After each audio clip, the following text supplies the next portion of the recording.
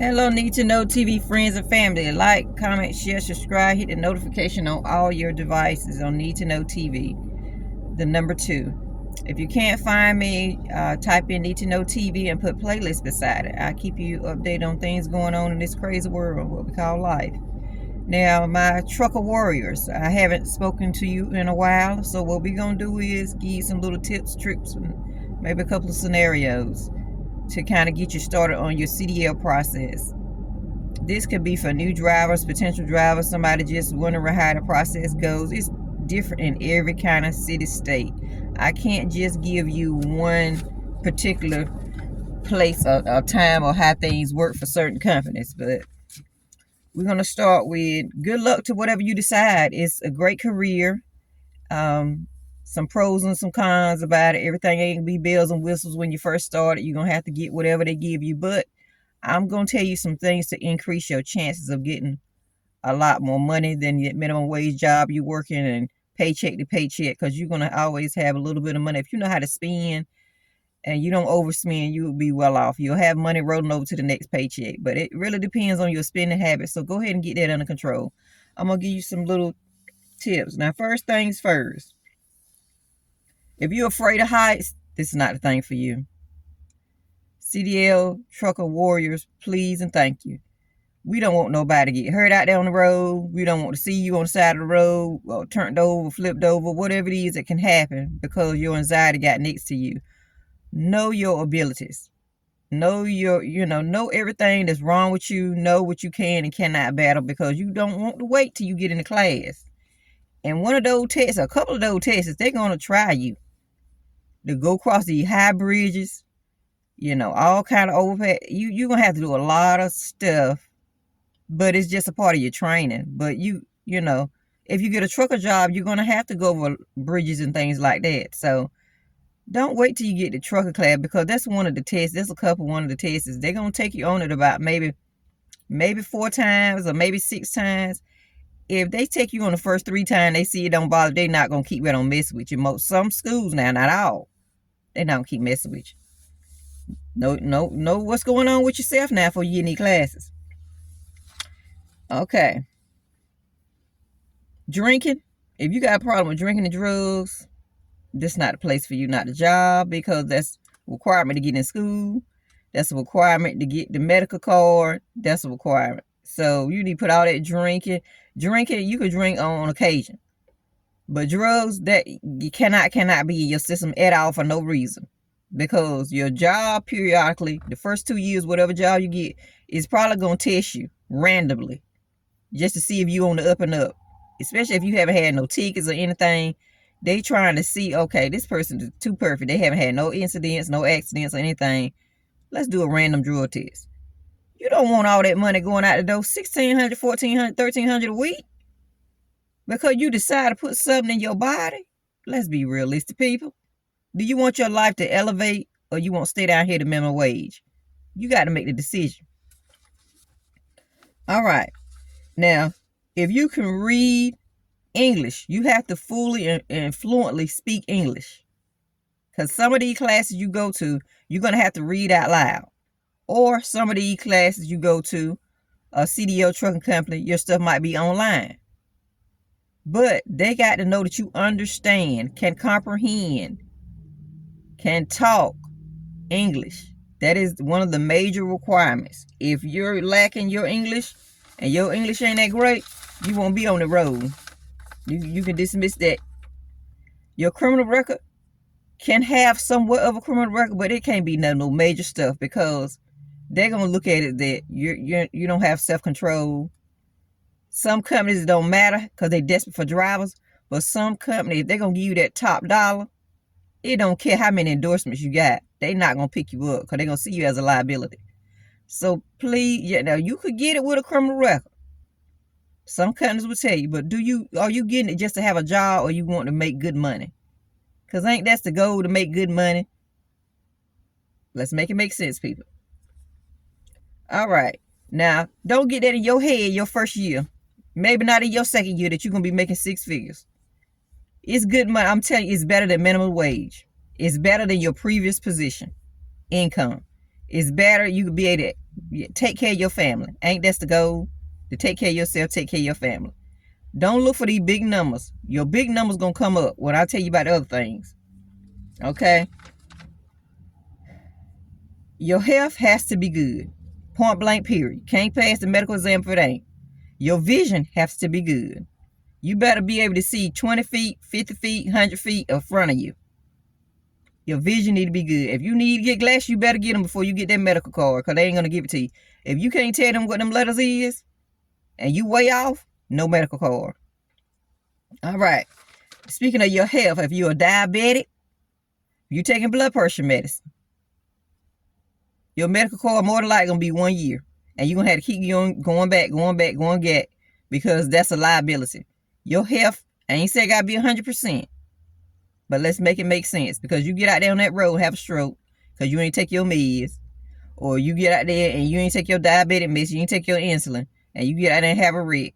Who going to lose? The company going to lose, or you going to lose because you lose your job. A lot of companies will not pick up on somebody with medical issues because they see it as a liability. So let's be careful. Let's be knowledgeable of your body when you go to the medical exams. Okay? I'm just trying to help you out because nobody told me when I first got started in the game. It took me a year and some change to get myself to settle because school is expensive, first of all. I didn't know it was that expensive. I had to go to 2 different schools. And that's a process because when you got to pay out of pocket, it's grants. But if you don't qualify for them, you don't qualify for them. So I'm just giving y'all one up on the game. You could do it or not do it. It's up to you. I'm just pushing information out. Now, you know, like I tell a lot of people, your driving record is very important. Make sure you don't have a lot of BS speeding tickets and mess up there on you, because that's one of the qualifications of a company to pick you up and to go to school. They're going to let you go to school. They're going to take your money. But they're going to know that you probably won't get picked up. But they so greedy for money, some of these schools, they're going to go and tell you, we're going to let you take the class. But you're going to have to sit out 2 to 3 years before you even get on the 18-wheel semi-truck. Don't waste your time, babies. Know your limitations. Know your and you can go to your DMV website and print off your record, to see what you've been doing. Okay? These companies will not pick you up if you have 2 or 3 tickets in the last 5 years. Something you need to think about. This is life changing. You don't have time to be messing around. I'm trying to tell you. I don't know how many ways to tell y'all. Your life can level up so many ways. Now, don't go overextend yourself because you're making a lot of money. Because, COVID hit, everybody was sitting around wondering how they're going to make it work. Save. Like I tell a lot of people, if you're making good money, save $200 in that savings every 2 weeks, or however or if you get paid every week and you're getting good money, save $200 or $100.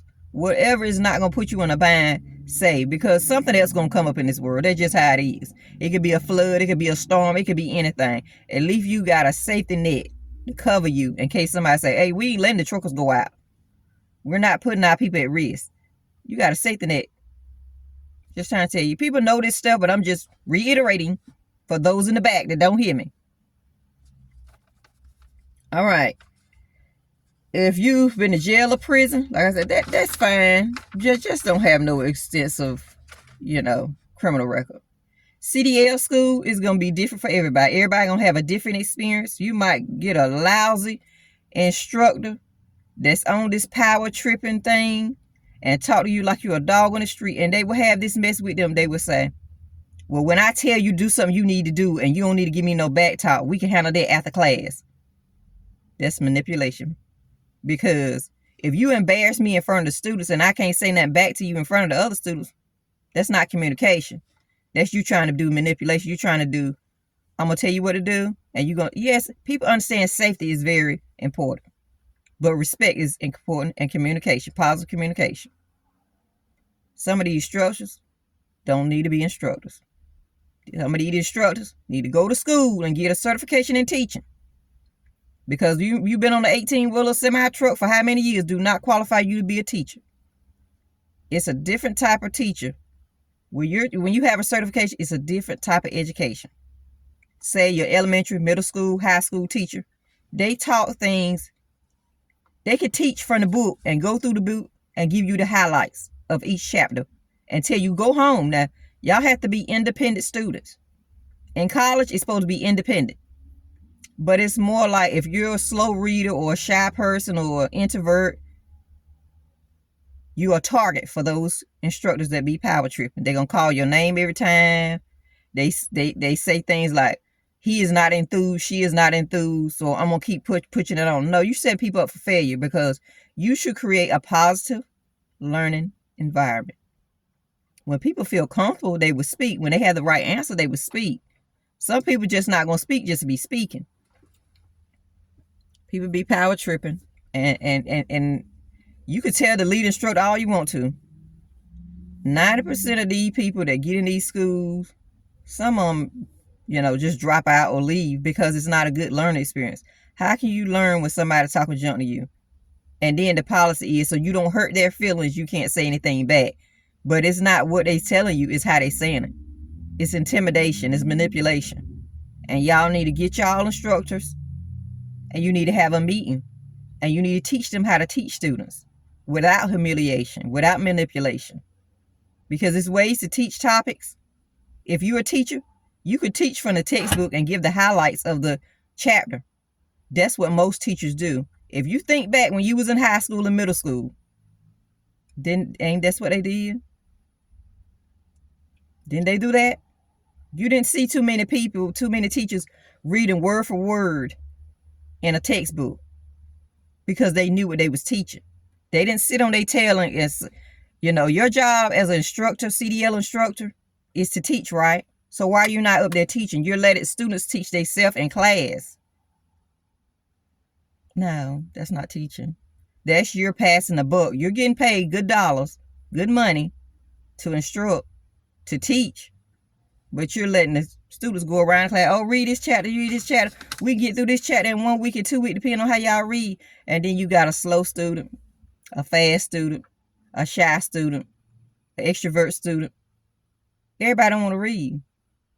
But they trying to say, we just want to make sure y'all know how to read, write English. And no, you're not. You're just being lazy.